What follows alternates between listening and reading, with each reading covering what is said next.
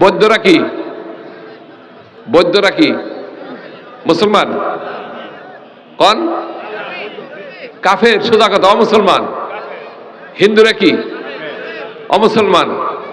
ইহুদিরা কি? খ্রিস্টানরা কি? শিখ, যত জাতি আছে ইসলাম মুসলমান ছাড়া পরিষ্কার আল কুফরু মিল্লাতুর ওয়াহিদা, সবাই অমুসলমান। আল্লাহ পাকের একটা নিয়ম, দুনিয়াতে আল্লাহ পাক সবাইকেই খাওয়াবে, পরাবে, বাঁচাবে, কিন্তু কিয়ামতের দিন যেদিন হবে বিচারের দিন, হিসাব নিকাশের দিন, সেই দিন আল্লাহ রাব্বুল আলামিন হুকুম দিবেন। কোরআনের মধ্যে সূরা ইয়াসিনের মধ্যে আল্লাহ পাকের বয়ান রয়েছে, বিসমিল্লাহির রহমানির রহিম, ওয়ামতাজুল ইয়াওমা আইয়ুহাল মুজরিমুন।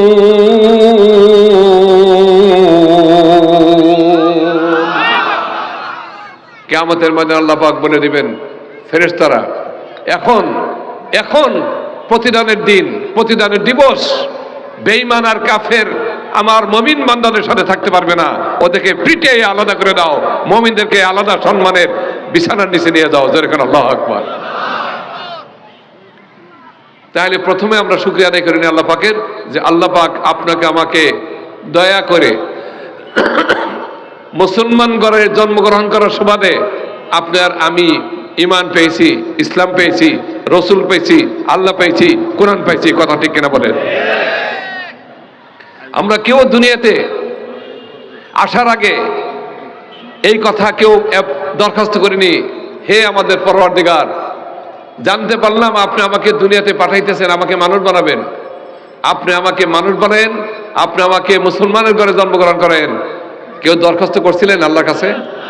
কেউ করছিলেন? হাত উঠান দিয়ে কেউ করছেন কিনা? কেউ করা হয়নি। তাহলে এই যে আপনার আমার প্রতি আল্লাহ পাকের সবচেয়ে বড় অনুগ্রহ, যে আল্লাহ আপনাকে আমাকে দয়া করে, মায়া করে, চাওয়া ছাড়া ইসলামের মুসলমানের ঘরে জন্মগ্রহণ করার সুবাদে আপনি আমি মুসলমান বাই চয়েস নয়, বাই বন, আপনি আমি মুসলমান হয়েছি, আল্লাহ বানাইছেন। কথা ঠিক কিনা ধরে বলেন? আপনি আমি পছন্দ করে, বিদ্যা অর্জন করে, যাচাই করে মুসলমান হই নাই। তাহলে কয়জনের কপালে ভাগ হতো মুসলমান হওয়া, এটা আপনি আমি চিন্তা করলে বুঝতে পারি। যাই হোক, আমি আপনাদের সামনে আজকে যেহেতু আল আরাবিয়া দারুস সুন্নাহ মাদ্রাসার এখানে হাফেজ ছাত্রদের পাগড়ি প্রদান উপলক্ষে যেহেতু মাহফিল, এই প্রসঙ্গে আমি একটা কোরআনের আয়াত তেলাওয়াত করছি, একটা ছোট্ট একটা হাদিস পাঠ করেছি। এই প্রসঙ্গে আপনাদের সামনে আমি কিছু আলোচনা করার চেষ্টা করব, যদি আল্লাহ তৌফিক দেন। ওমা তৌফিক ইল্লা বিল্লাহ। আমরা মনের কান দিয়ে শুনবো, দিলের কান দিয়ে শুনবো, আমল করার নিয়তে শুনবো, আমল করব ইনশাআল্লাহ। সবাই বলে ইনশাআল্লাহ। তাহলে আমাদের মাহফিল সফল, আমার জীবন সুন্দর হবে, আমার পরিবার সুন্দর হবে, আমি দুনিয়াতে শান্তি পাবো, পরকালে আর শান্তির থেকে বাঁচবো। আপনি আমার জন্য আল্লাহ পাকের নিয়ামতের ভাগিদার হব। আল্লাহ আমাদের তৌফিক দান করুন। আমার আল্লাহ পবিত্র কালামে বললাম, দেখেন আমি আপনি আগেই বলে রাখি, আমি আপনাদের কাছে একটা প্রশ্ন করি, বর্তমান বিজ্ঞানের যুগ, কথা কন ঠিক কিনা? বিজ্ঞানের সাংঘাতিক প্রভাব। এই আপনি আমার পকেটে একটা ছোট্ট এই যে এরকম একটা কি জিনিস আছে না, এটার নাম কি? কি জিনিস? মোবাইল। আচ্ছা। এটা দিয়ে এখন যদি কেউ ইচ্ছা করে আমেরিকা কথা বলতে পারবে তো? ইটালি পারবে? লন্ডনে পারবে না? চায়নায় পারবে? জাপান, সৌদি আরব, মক্কা, মদিনা শরীফ যাবে তো? এর আজ থেকে 100 বছর আগে এই কথা যদি কেউ বলতো যে ছোট্ট হাতের মুঠের মধ্যে একটা যন্ত্র থাকবে, তা দিয়ে সারা দুনিয়ার সাথে কথা বলা যাবে, বিশ্বাস করতো? পাগল বলতো। কথা ঠিক কিনা কর? আজ থেকে 115 বছর আগে, 1 থেকে 120 বছর আগে যদি কাউকে বলতো যে উপরে দিয়ে আকাশপথে বিমানে মানুষ যাতায়াত করবে, তার কোনো পিলার লাগবে না, হাওয়ার উপরে উড়ে যাবে, পাগল কইতো না? কি কর? এখন কি পাগল বলবে? প্রতিদিন সকালবেলা দেখতেছে, নিজে যাইতেছে আসতেছে। কথা কন।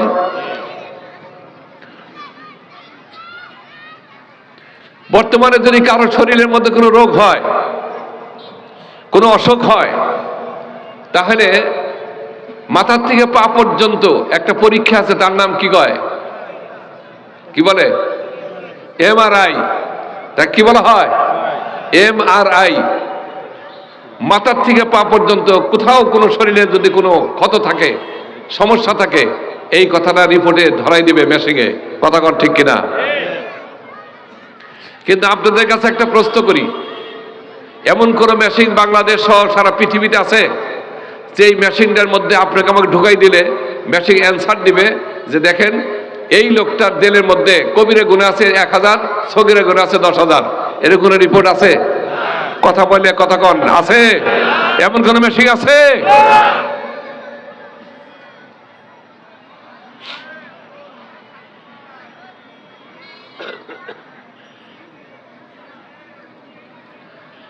আরেকটু কথা আপনাদের মনে রাখতে হবে, আল্লাহ রাব্বুল আলামিনের সিস্টেম হলো যেই জগতে যেই জিনিসের প্রভাব বেশি ওই বিদ্যা দিয়ে আল্লাহ পাক নবী পাঠান। যেমন হযরত মুসা আলাইহিস সালামের যুগে জাদুর টোনার সবচেয়ে প্রভাব ছিল, জাদুর। হযরত ঈসা আলাইহিস সালামের যুগে চিকিৎসা শাস্ত্র, মেডিকেল সায়েন্স সবচেয়ে বেশি করা ছিল। বিশ্ব নবীর যুগে বিজ্ঞানের সয়লাভ হবে, এটা আল্লাহ ভালো জানেন। এই জন্য হযরত মুসা আলাইহিস সালামকে আল্লাহ পাক কি দিলেন? ফেরাউনের জাদুর টোনা ভাঙার জন্য মুজিজা দিয়ে পাঠাইলেন। আপনারা সকলেই জানেন যে মুসা আলাইহিস সালামকে সর্বশেষ প্রতিযোগিতায় নামতে হইল। ফেরাউন 70 থেকে 72 হাজার সারা বিশ্বের জাদু টোনাদেরকে এরকম বিশাল মাঠ দর্শকদের জন্য তৈরি করলো। জাদু টোনাদেরকে বলা হলো তোমরা তোমাদের জাদুর খেলা দেখাও। মুসা আলাইহিস সালাম একা, আর ওরা 72,000, মতান্তরে 70,000। প্রত্যেকের জাদু টোনা মাঠে ছেড়ে দেওয়া হলো। সবাই একাধিক সাপ হইয়া মুসা আলাইহিস সালামের দিকে রওনা হচ্ছে। মুসা আলাইহিস সালাম সকলকে একসাথে দেখে একটু বিচলিত হয়েছে। আল্লাহ পাক বললেন, লা তাকাব, মুসা ভয় পাও কেন? ভয় পাওয়ার দরকার নেই। আল্লাহ সঙ্গে সঙ্গে বলে, মুসা তোমার হাতের যে লাঠিটা আছে খালি ছেড়ে দাও। আল্লাহু আকবার কন। তাফসীরের মধ্যে লেখা আছে মুসা আলাইহিস সালাম হাতের লাঠিটা ছেড়ে দিছে, এমন একটি সাপ হয়ে গেছে। একটা সাপ শুধুমাত্র হা করে একটা শ্বাস নিছে, আর ওই 70,000 জাদুঘরের সকল সাপ, সকল জাদুটোনা সবগুলোকে পেটের মধ্যে নিয়ে হজম করে ফেলেছে। জিতলো কে? জিতছে কে? মুসা আলাইহিস সালামের এক হাতের লাঠি 70,000 জাদুঘরকে শেষ। আসুন আমি সংক্ষেপে ওইদিকে চলে যাই। ঘটনা বলার উদ্দেশ্য না, শুধু শিরোনামটা বলে যাচ্ছি বোঝার জন্য। হযরত ঈসা আলাইহিস সালামের যুগে মেডিকেল সায়েন্স ছিল সবচেয়ে বেশি। চিকিৎসা শাস্ত্র খুব প্রকট, চিকিৎসক ছিল। আল্লাহ রাব্বুল আলামিন কিছু মানুষকে রোগ দিল। সেই রোগটা হলো শ্বেতরোগ। ছিলেন শ্বেতরোগ? শ্বেতরোগ ছিলেন না? এই যে চামড়া সাদা হয়ে যায়, আছে কিনা এরকম? জন্ম অন্ধ অথবা অন্ধ হয়ে যায় মানুষ, আছে কিনা এরকম মানুষ? অনেক মানুষ চোখ নিয়ে আসছে, আলো নিয়ে আসছে, কিন্তু অন্ধ হয়ে গেছে, আছে কিনা? হযরত ঈসা আলাইহিস সালাম মেডিকেল সায়েন্স তাদের চামড়ার কালার পরিবর্তন করে দিতে পারে নাই, চোখ ভালো করে দিতে পারে নাই, কিন্তু আল্লাহ পাক হযরত ঈসা আলাইহিস সালামকে এমন পাওয়ার দিলেন। ঈসা আলাইহিস সালাম শুধুমাত্র চোখের উপরে হাতটা মালিশ করে দিত, সঙ্গে সঙ্গে তার চোখ ভালো হয়ে যেত। যেরকম আল্লাহু আকবার। পুরা শরীরের মধ্যে শ্বেতরোগ, দুনিয়ার সব ডাক্তার কবিরাজ ফেল। হযরত ঈসা আলাইহিস সালাম শুধু হাত দিয়ে মালিশ করে নিতেন, পুরা শরীরে চামড়া এসে যেত। যেরকম আল্লাহু আকবার। সবচেয়ে বড় মজা আরেকটা ছিল, সেটা হলো হযরত ঈসা আলাইহিস সালাম কবরস্থানে যাইতেন। কবরস্থানে যাওয়ার পর বলতেন, ইয়া ফুলান ইবনে ফুলান কুম বিইজনিল্লাহ, এ অমুকের বেটা অমুক দাঁড়াও আল্লাহর নামে। মৃত্যু ব্যক্তি কবর থেকে দাঁড়াই যেত। যেরকম আল্লাহু আকবার। বিশ্ব নবীর যুগ। এখন আল্লাহ পাক তার রাসূলকে পাঠাবেন দুনিয়াতে। এই জগতে ছিল, এই জগতে সবচেয়ে বেশি প্রভাব থাকবে বিজ্ঞানের। কিসের? আল্লাহ রাব্বুল আলামিন বিজ্ঞানময় কোরআন তাকে দান করলেন। দরকার আল্লাহু আকবার। কেমন বিজ্ঞানময় কোরআন এখন আমরা বুঝবেন। আমার আল্লাহ বলেন, বিসমিল্লাহির রহমানির রহিম, وَنُنَزِّلُ مِنَ الْقُرْآنِ مَا هُوَ شِفَاءٌ وَرَحْمَةٌ لِّلْمُؤْمِنِينَ।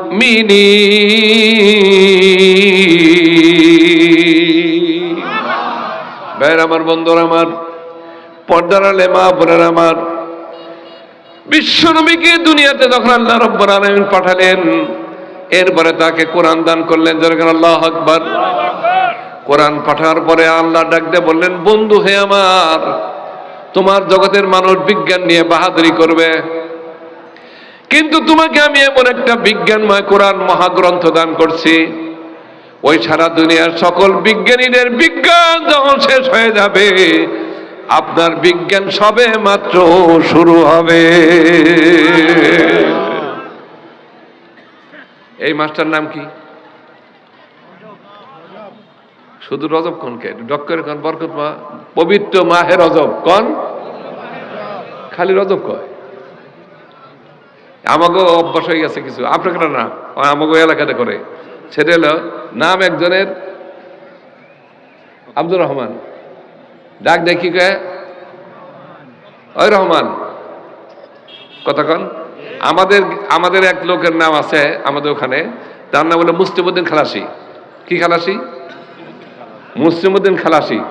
তাকে যদি মুসলিমউদ্দিন খালাসি করে ডাক দেন, ওই এলাকার একটা লোক চিনবে না, তারে বলতে হবে পচা খালাসি। হ্যাঁ, তারা যখন বলবে যে পচা খালাসির বাড়ি কোনটা, একবারে ছোট বাচ্চা, ওই যে ওই বাড়িটা দেখেন না, ওই বাসাটা, ওই বাড়িটা পচা খালাসির। বুঝছেন তো? খালি বিকৃতি করার অভ্যাস, এটা চেঞ্জ করতে হবে।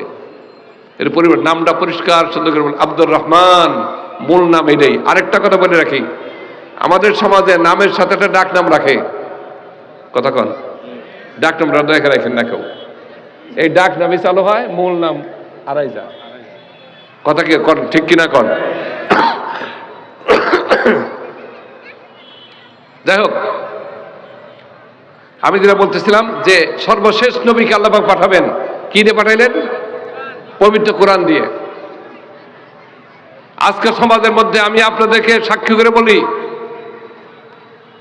আজকে আমার দেশের মধ্যে যেই ধরনের দুর্ঘটনা, যেই ধরনের অপকর্ম, যেই ধরনের দুর্নীতি, যেই ধরনের হত্যাযজ্ঞ, যেই ধরনের অন্যায় অনাচার রাষ্ট্রীয় ঝান্ডার মাধ্যমে ঘরে ঘরে সমাজে সমাজে প্রচলিত হয়েছিল, এই সবগুলোর কারণ কি বলতে পারবেন? সবগুলোর কারণ হলো, এক নম্বর হলো ক্ষমতার লোভ, দুই নম্বর হলো গুনাহ। কথা কি ঠিক কিনা জোরে বলেন? ক্ষমতার লোভ। লোভ জিনিস ভালো না খারাপ? লোভ জিনিস ভালো না খারাপ বলেন? দুই নম্বরে হলো লোভের সাথে সাথে আরেকটা জিনিস, লোভ আসে কখন?